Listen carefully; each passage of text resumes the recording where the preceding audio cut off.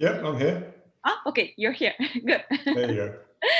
Please let us know. So you were working a lot with startups in charge of sales, right? So you are a startup coach.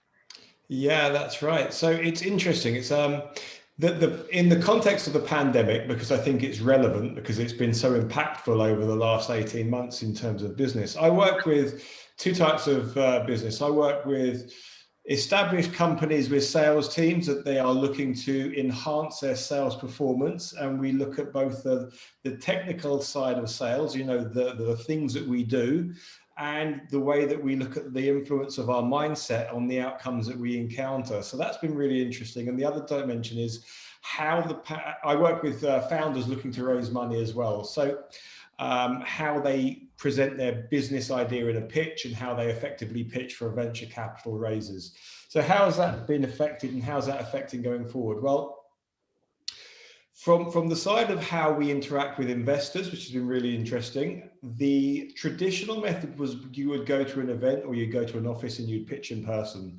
The pandemic has changed the way our mobility has been allowed to happen, whether that's locally or internationally. So there's been more emphasis on employing technology to connect those gaps, to bridge those distances. So we're now seeing a consequence of COVID is more pitching taking place in a shorter space of time via things like Zoom. This is a perfect mechanism, but more focus has to be put on the different dimensions of our pitching, because we don't have the same feedback mechanisms, that non-verbal communication that you might get in the room. So you have to make allowances for the way that you pitch on the screen. In terms of the way that sales organizations work, their jobs have been disrupted and having to adapt using technology in business because more people are now working from home. So the idea that we have a centralized pool of customers in order to make contact with, especially if part of your sales strategy utilizes telephony, making outbound calls, if you don't know where they're located, it's very hard to make that connection on the telephone. So we're having to be smarter in the way that we connect with our customer or potential customer base. And it's really ushered in a very hybrid outbound strategy of telephony, LinkedIn direct messaging and email, etc. So we're now seeing more video messaging being used, more voice messaging being used, and utilizing platforms like LinkedIn that have now given you the flexibility to leave dedicated messages or video messages to your contacts. That's transforming the way that people do their outbound engagement, because the traditional methods of having phone calls with people and just getting them off the bat is much harder now. It is. It is.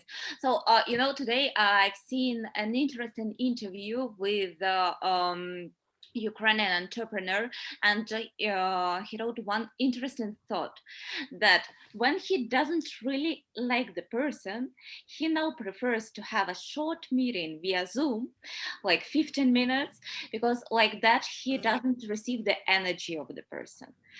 And when he really likes the person, he prefers to have a coffee outside.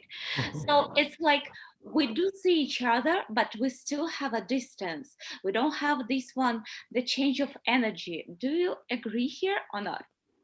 For me, 100%. I mean, it's very interesting for you to share that, and it's a way of controlling, protecting your own energy as much as controlling the narrative you're having with a sales professional. But I think there is a lot more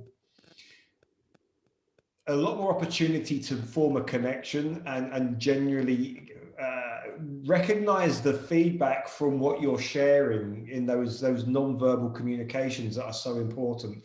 The way that people's eyes track when you're talking to them, whether they're fiddling with something, whether their attention is, I mean, look, this is a game of attention. Sales and business is all about getting and holding and directing people's attention. Millions are spent in the pursuit of this, and it's evident the way that platforms are created and gamified to draw into people their point of view, because that's where the money is. So if you can control the attention, you can control the finances. So it makes perfect sense that having this desire to spend time in real life is more attractive, if you like, because it's more tangible. You just said something really interesting. If you can control the attention, you can control the finances, right? Yeah, Why? yeah.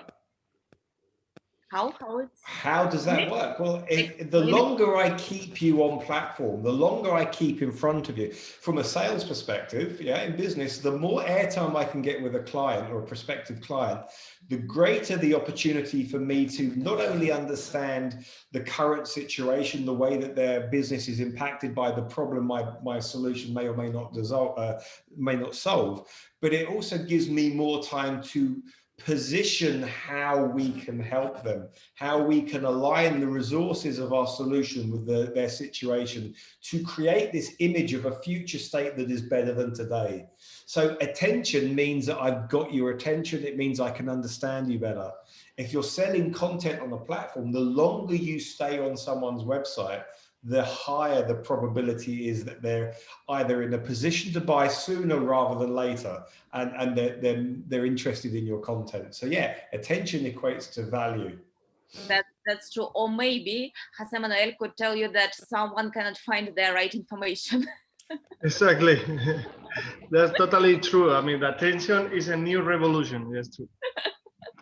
Could be. You never know. You never know. So it's a tricky thing. But Taran, you definitely got our attention right now. And here I agree, especially with calls and especially with meetings. If the client likes to spend time with you, it's more probably that he's going to buy your product. I'd That's just add one thing, if I may, as well. What's really interesting is that most of the buyers today have already made up their mind in business to business sales, and this is reflected in research done by Forrester in 2017, 2018, I think it was. But most of the business decision makers calling in salespeople have already made their decision. But the company process means that they have to go out to the market to get 3 quotes. So quite often you're actually participating in a sales process where the outcome has already been decided, unless you can add value beyond their perceived value of why you've been brought in. So that's really interesting. 2 out of 3 of the sales engagement opportunities you're working on have already been decided before you even deliver your value. okay. Okay, good. Thank you. Thank you. What interesting position. Eduardo,